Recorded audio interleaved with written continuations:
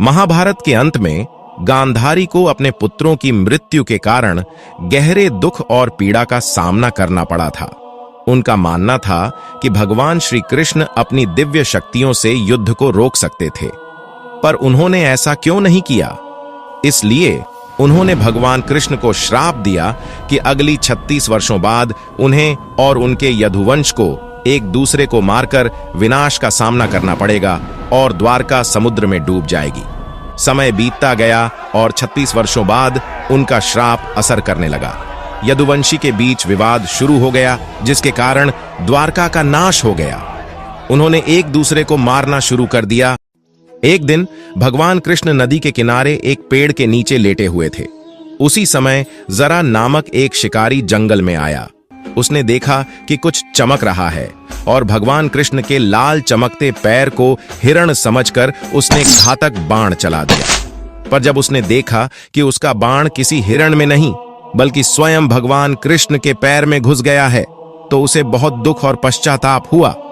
गलती का एहसास होते ही उसने कहा, हे भगवान, मुझे क्षमा कर दें। मुझे अनजाने में बहुत बड़ा पाप हो गया है। इस पाप के लिए तो मृत्युदंड भी कम है। मैं क्या करूं? मुझसे यह क्या हो गया? भगवान श्री कृष्ण ने कहा, तुमने कोई अपराध नहीं किया है। तुम त्रेता युग में वानर राज बाली थे, जिन्हें मैंने पेड़ के पीछे छिपकर वध किया था, जो युद्ध भूमि के नियमों के विपरीत था। इसलिए मेरी मृत्यु तुम्हारे हाथों पहले ही निश्चित कर दी गई थी। तुम इस अपराध बोध से मुक्त हो जाओ। यह कहकर भगवान कृष्ण ने भौतिक दुनिया से विदा ली। दुखी होकर जरा अर्जुन के पास गया और उसे सारी स्थिति बताई। यह सुनकर अर्जुन को गहरा दुख हुआ।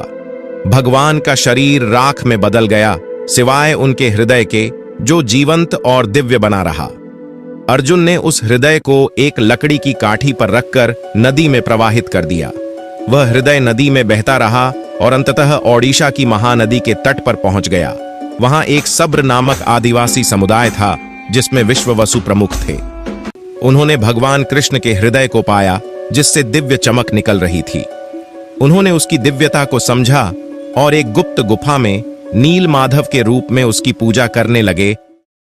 उस समय अवंती में इंद्रद्युम्न नाम के एक राजा थे, जो भगवान विष्णु के बहुत बड़े भक्त थे।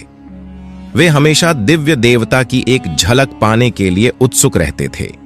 एक दिन एक भटकते हुए सन्यासी उनके महल में आए और बोले, हे राजन, ओडिशा में भगवान विष्णु की पूजा नील माधव के भव्य रूप में की जाती है। आपको ओडिशा के भीतर इस पवित्र स्थान का सटीक स्थान अवश्य खोजना चाहिए। यह सुनकर राजा इंद्रद्युम्न अत्यंत प्रसन्न हुए और उन्होंने तुरंत ब्राह्मण पुजारी विद्यापति को ओडिशा जाकर नील माधव की खोज करने का आदेश दिया। राजा का आदेश पाकर विद्यापति ओडिशा की यात्रा पर निकल पड़े। एक लंबी और कठिन यात्रा के बाद ओडिशा पहुंचने पर विद्यापति को गुप्त स्रोतों से पता चला कि सब्र जनजाति का मुखिया एक छिपी हुई गुफा के अंदर नील माधव की पूजा करता है। विद्यापति समरदीप में महानदी के तट पर जंगल पहुंचे। तब सब्र राजा विश्ववसु ने उनकी अगवानी की। विद्यापति ने विनम्रता से कहा, महाशय, कृपया मुझे उस दिव्य पूजा स्थान का दर्शन करा दे। मैं यहाँ बहुत विश्वास के साथ आया हूँ। इस पर विश्ववसु बोले, मुझे माफ करें, पर मैं आपको उस स्थान पर नहीं ले जा सकता। विद्यापति निराश होकर सोचने लगे, अब मैं क्या करूं? यदि मैं इस प्रकार लौट गया तो राजा को क्या जवाब दूंगा? इस बीच वे वहीं गांव में रहने लगे और कुछ दिनों बाद विश्ववसु की बेटी ललिता से उन्हें प्रेम हो गया। उन्होंने विवाह कर लिया। विवाह के कुछ समय बाद विद्यापति ने अपनी पत्नी ललिता से कहा, ललिता, क्या तुम अपने पिता से अनुरोध कर सकती हो कि वे हमें नील माधव की एक झलक दिखा दें? मुझे यकीन है कि वे तुम्हारे आग्रह को अस्वीकार नहीं करेंगे। ठीक है, मैं प्रयास करूंगी। मुझे अपने पिता से बात करने दो। ललिता ने अपने पिता से बात की। विश्ववसु ने कहा, ठीक है, पर मेरी एक शर्त है। विद्यापति को अपनी आंखों पर पट्टी बांधनी होगी। विद्यापति ने शर्त स्वीकार कर ली, लेकिन चतुराई से कुछ सरसों के बीज अपने साथ ले लिए। रास्ते में गुफा का मार्ग याद रखने के लिए उन्होंने सरसों के बीज गिराते हुए जाना शुरू किया। गुफा में पहुंचकर उन्होंने नीलमाधव की दिव्य छवि देखी और मंत्रमुग्ध हो गए। गुफा से लौटने के बाद विद्यापति ने राजा इंद्रद्युम्न को सारी बात बताई। कुछ महीनों बाद जहां जहां उन्होंने सरसों के बीज गिराए थे वहां पौधे उग आए। राजा विद्यापति के साथ उन पौधों का पीछा करते हुए नीलमाधव की दिव्य मूर्ति तक पहुंचे, लेकिन गुफा पर पहुंचकर उन्हें वहां कुछ नहीं मिला। नीलमाधव गायब हो चुके थे। निराश होकर राजा इंद्रद्युम्न महल में लौट आए। उसी रात भगवान विष्णु उनके सपने में आए और बोले, राजन, इस संसार में मैं तुम्हें नीलमाधव के रूप में दर्शन नहीं दे पाऊंगा। तुम पुरी सागर तट के पास जाओ। वहां एक सुगंधित और लाल रंग का लकड़ी का लट्ठा तैरता हुआ मिलेगा। उस पर शंख, चक्र, गदा और पद्म के चिन्ह होंगे। उसे बाहर निकालो और उससे 3 मूर्तियां बनाओ। तब तुम मेरी आराधना कर सकते हो। राजा इंद्रद्युम्न ने इस संदेश का पालन किया और पुरी के समुद्र तट पर पहुंचे, जहां उन्हें सचमुच एक लकड़ी का लट्ठा तैरता हुआ मिला। लेकिन राजा के सेवकों के अनगिनत प्रयासों के बावजूद कोई भी उस लकड़ी को हिला नहीं सका। आखिरकार आदिवासी नेता विश्ववसु की मदद ली गई और लकड़ी को महल तक लाया गया। परंतु जब मूर्ति बनाने की बारी आई तो कोई भी कुशल कारीगर उस लट्ठे से नीलमाधव की मूर्तियां नहीं बना सका। राजा इंद्रद्युम्न के कई प्रयासों के बावजूद किसी भी कारीगर का हथौड़ा या छेनी उस लकड़ी पर कोई असर नहीं कर रही थी। कारीगरों ने कहा, राजन, ये लकड़ी इतनी मजबूत है कि हमारे औजारों का इस पर कोई असर नहीं हो रहा। हमें क्षमा करें, ये काम हमसे नहीं हो सकता। जब यह कार्य असंभव लगने लगा तो भगवान विष्णु फिर से राजा इंद्रद्युम्न के स्वप्न में प्रकट हुए और बोले, राजन, देवताओं के विश्व शिल्पी विश्वकर्मा की आराधना करो। वह इस कार्य को अवश्य पूरा करेंगे।